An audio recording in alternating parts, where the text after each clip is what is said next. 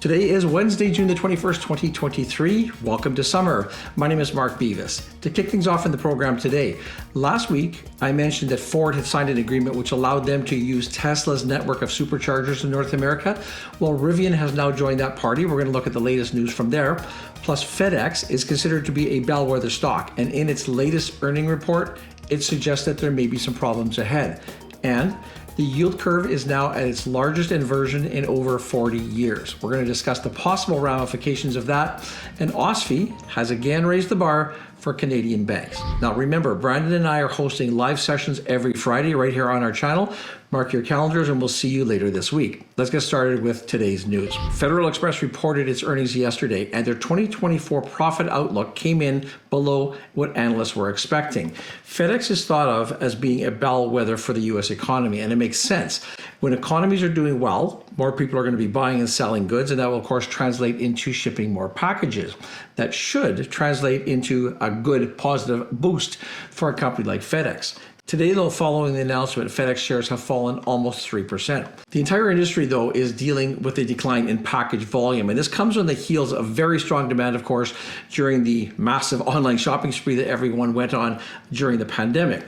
That has recently reversed, though, and consumers seem to be shifting now and spending more towards entertainment, to more services, that type of thing, rather than buying their goods online.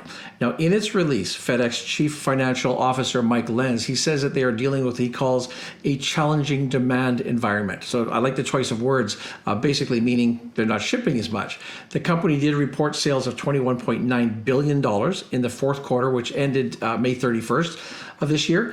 Now, this is the third consecutive quarterly drop for FedEx. Adjusted earnings per share were $4.94, down from $6.87 just a year earlier. When we dive a little bit deeper here, we can see that FedEx Express unit has been particularly hard hit. During the COVID pandemic, of course, the entire business was swamped with packages. Even some shippers were basically forced to send their product by air. Today's shipping, though, has returned pretty much back to normal, and this, of course, has impacted FedEx. As a side note, possibly some good news, their arch rival UPS is facing a potential strike from its unionized workforce. That could happen as early as August the 1st, and of course that would generate some positive tailwinds for a company like FedEx. Last week on the program, I reported that Ford had signed an agreement with Tesla to start using its network of superchargers across the US and Canada. Well, now Rivian has joined that party. The agreement will give Rivian drivers access to more than 12,000 Tesla superchargers across the US and Canada. The company also states that it will incorporate Tesla's EV charging ports into its future automobiles starting in 2025. In the last month or so now, Ford, General Motors, and now Rivian have all entered into agreements to shift towards Tesla's technology in North America.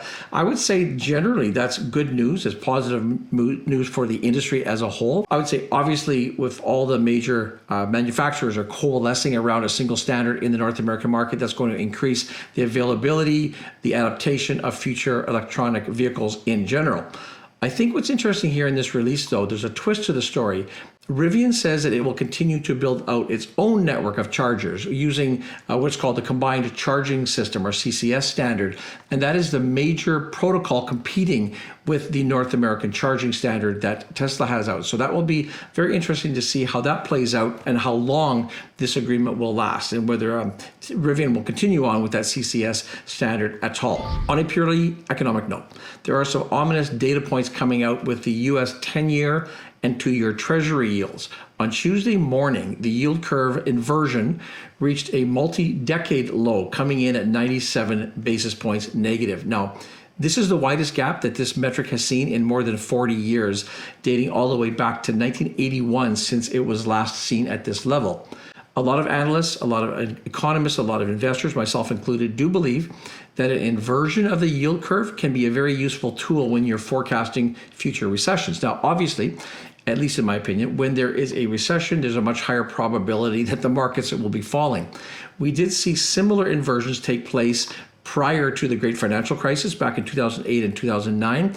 And going way back, we saw the same type of situation before the high-tech meltdown, which occurred starting back in 2001 through to 2003. Now, this is only one data point, but no doubt to me, at least, it's an important one. It is one of the data points that I use in my market bottom series. Generally, though, you're going to want to take this one metric and incorporate it into a broader economic evaluation that will help you make your own investment decisions. Our last news story of the day comes from the Office of the Superintendent of Financial Institutions, or OSFI. I know we've been talking a lot about OSFI recently. Tuesday, OSFI announced that it would be raising the Domestic Stability Buffer, or the DSB, from currently 3% to 3.5%, and that change will take effect on November 1st of this year. So the DSB rate is now at its highest level that it has seen since its inception back in 2008. So simply putting what this is, the DSB is one of the components of the overall capital requirements that determines how much of a bank's reserve funds have to be set aside to cover possible losses. OSFI has commonly described this as a rainy day fund. Superintendent Peter Rutledge, he said at the conference, financial system vulnerabilities remain elevated and in some cases have continued to increase. This news conference highlighted a worsening economic outlook here in Canada and the impact that higher interest rates from the Bank of Canada have been having.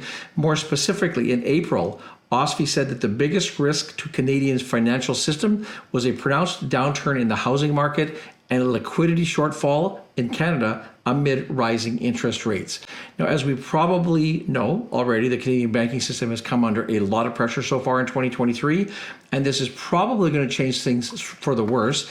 Yesterday's decision is the second consecutive increase to this buffer, which rose by 50 basis points back in December as well. If you live in or near Calgary, the Blossom Meetup has now been locked in. It's scheduled for July the 17th, and when we had one in Vancouver a month or so ago, we had a great time. It was really nice to meet a lot of the members in person. We also have meetings scheduled later this summer for Toronto and Montreal, so stay tuned for that. In 2 days, Friday morning, Brandon and I will be here for our live session, so I look forward to seeing you in a couple of days. Thanks as always for watching this video. We'll see you on Friday morning.